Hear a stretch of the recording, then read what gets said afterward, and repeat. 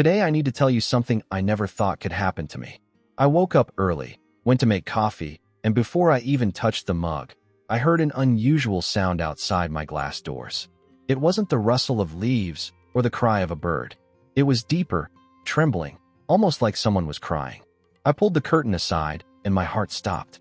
A snow leopard stood right there on my porch, her eyes locked on me, and in her jaws she carried a cub. 2 more were pressed against her legs. She wasn't threatening me. She wasn't growling. She was begging. I froze, but I saw immediately that something was wrong. One of the cubs didn't put weight on his front paw. His tiny leg trembled every time he shifted. The mother lowered him gently, looked at me, and let out a sound I can only describe as desperate. In that moment, I understood. She came to me for help. And as insane as it sounded, I couldn't ignore it.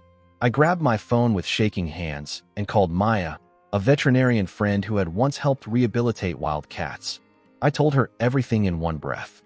She didn't even hesitate. She said she would come with Ben, a ranger from the park service. I just had to keep things calm. My chest was tight, my palms wet. I didn't know if I was more afraid for myself or for the fragile life limping on my porch.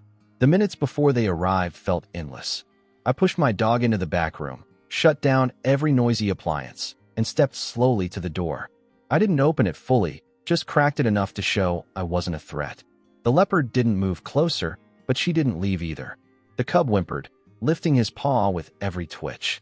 My stomach clenched. I had no idea how badly he was hurt. When Maya and Ben pulled up, the leopard tensed but stayed.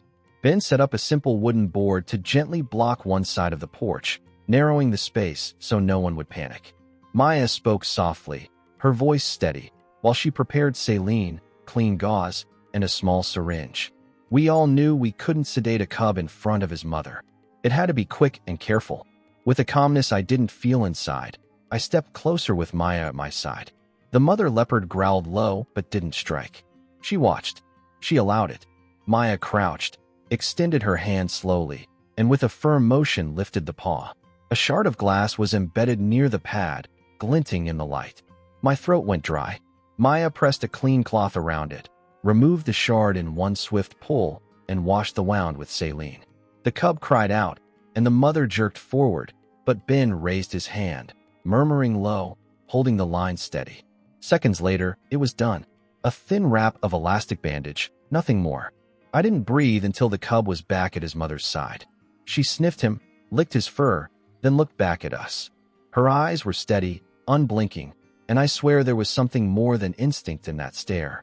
She nudged the cub toward her belly, lifted the others, and in a silent agreement, retreated to the edge of the yard. Then she stopped, turned her head, and stared once more before fading into the tree line. That night, I couldn't sleep. Every sound outside pulled me to the window. I left a bowl of water near the tree, far enough not to invite them close, but to show I understood their need. The next morning, the water was gone. The bandaged cub was walking gingerly, but walking nonetheless. My chest tightened with relief. I told myself not to interfere further, but I couldn't help checking the edge of the woods every few minutes. Days went by. My neighbor April noticed me pacing the yard and asked what was wrong. When I told her, she laughed at first, until she saw the large paw prints in the soft dirt. She went pale. I swore her to secrecy. The last thing I wanted was a crowd of curious people, or worse, someone trying to chase them off. A week later, things escalated.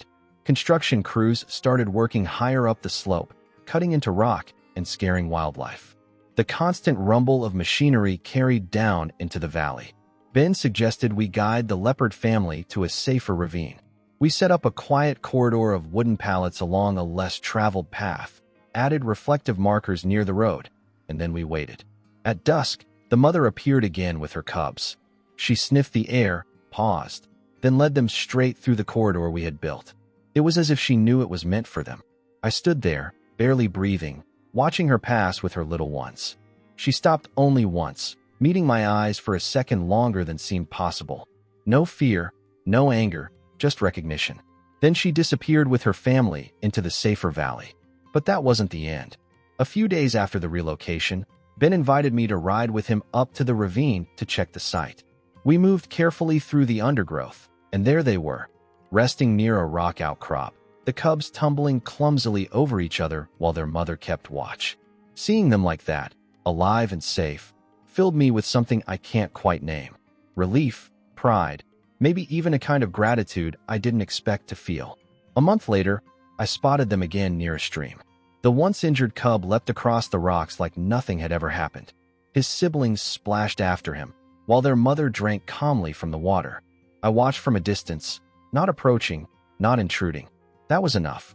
They were safe, and I had been a small part of it. On my way home that evening, I ran into Maya outside her clinic. She smiled when she saw me. She didn't need to ask how they were doing. She could tell by my face.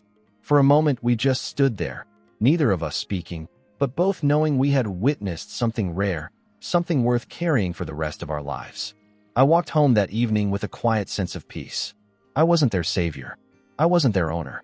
I was just a neighbor who had been trusted for a moment when it mattered most. And I can tell you, there is no greater honor than to have the wild itself place its faith in you, even just once.